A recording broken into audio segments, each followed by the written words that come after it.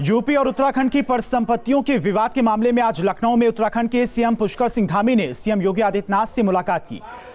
जब से उत्तर प्रदेश अलग होकर उत्तराखंड राज्य बना है, तभी से दोनों राज्यों के बीच परिसंपत्तियों के बंटवारे का विवाद बरकरार है और इसी विवाद को सुलझाने के लिए ये मुलाकात हुई है। माना जा रहा है कि दोनों राज्यों में बीजेपी की सरकारें हैं, तो इस बार ये विवाद सुलझ सकता है। दोनों राज्यों के बीच से ये विवाद 21 साल पुराना बताया जा रहा है। लखनऊ से हमारे संवाददाता अविनाश हमारे साथ जुड़ गए इसी खबर पर। अविनाश, सुबह 9 बजे बैठक होनी थी, मुख्यमंत्री योगी आदित्यनाथ से पुष्कर सिंह धामी ने मुलाकात की है, परिसंपत्तियों के विवाद को लेकर बातचीत हुई है। क्या कुछ बातचीत हुई है और क्या कुछ इस बातचीत का नतीजा निकला है?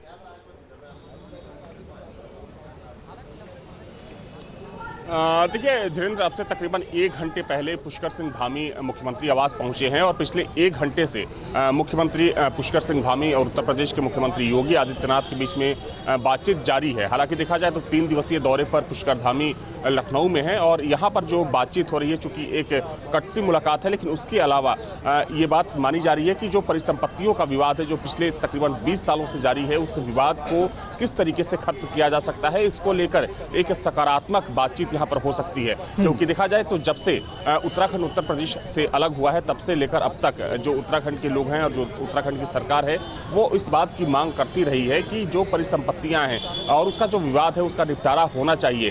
हालांकि देखिए, इससे पहले की बात अगर करें तो चुनाव से पहले भारतीय जनता पार्टी ने कहा था कि अगर केंद्र में और राज्य में और यूपी के साथ उत्तराखंड में अगर भारतीय जनता पार्टी की सरकार बनती है, तो ये संभव है कि जो परिसंपत्तियों का विवाद है, उसका निपटारा हो सकता है। हालांकि अभी तक जो बातचीत हुई, उसका कोई नतीजा नहीं निकल सका है। हालांकि अब चूंकि उन्हीं परिसंपत्तियों को लेकर मुख्यमंत्री योगी और पुष्कर धामी के बीच में बातचीत जारी है और माना जा रहा है कि इसको लेकर कुछ दोनों सरकारें फैसला ले सकती है। हालांकि ये फैसला इतना आसान भी नहीं है धीरेन्द्र, क्योंकि देखा जाए तो काफ़ी बड़ी संपत्तियां हैं और उसमें एक खास बात यह है कि जिन परिसंपत्तियों को लेकर विवाद है, उसमें सबसे ज़्यादा जो परिसंपत्तियां यानी कि जो संपत्तियां हैं, वो उत्तर प्रदेश का जो सिंचाई विभाग है उसका है। क्योंकि अगर हम हरिद्वार की बात करें या फिर कुछ और उत्तराखंड के प्रमुख जगहों की बात करें, तो वहाँ पर सिंचाई विभाग की तमाम ऐसी प्रॉपर्टी है जिसको लेकर ये अगर यूपी सरकार की बात करें या फिर उत्तराखंड की सरकार की बात करें, तो इनका दावा किया जाता है कि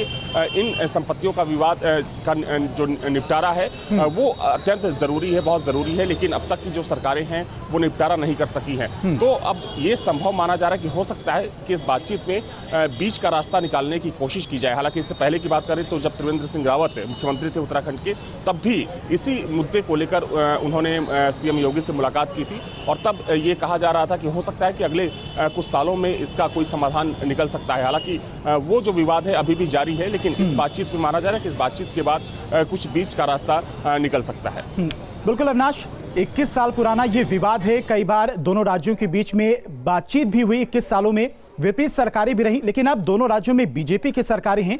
तो क्या कुछ मायने निकाले जाएं इस बातचीत के? चुनाव के पहले क्या इस विवाद को बीजेपी सरकार खत्म करना चाहेगी?